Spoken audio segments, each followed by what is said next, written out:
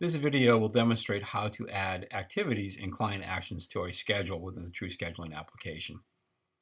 The first thing we do is to find the schedule, which I've already done here.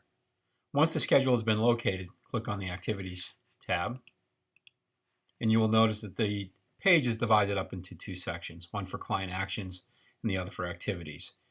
Client actions are activities that are assigned to your client. Activities are for your internal resources. So the first thing we'll do is we'll indicate to the client that they must provide us a product and some sample documentation.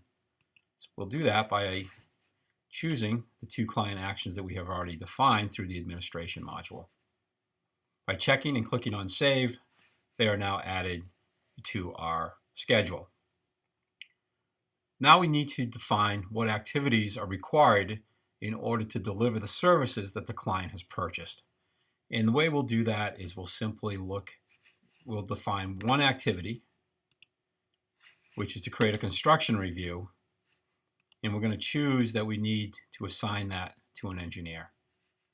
So by doing this, this means that this activity, create construction review, can only be assigned to an engineer, and that is a resource who has that role. Click on Save, and you'll see that it is now part of the schedule.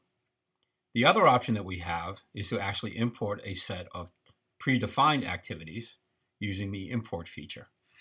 If I click on the import feature, we will get a list of activities, or templates as we call them, that have already defined the name of the activity, the role that's required to perform the actual activity, its category, and optionally its duration.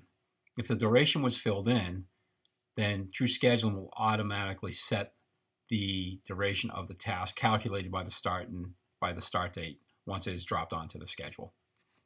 As you can see, there's a number of different templates that can be supported. So we'll just choose the first one, which I have a preview here. Click on Save, and those now are imported into my schedule. From this step, we are now ready to manage the schedule, which means to schedule these activities and assign them to resources.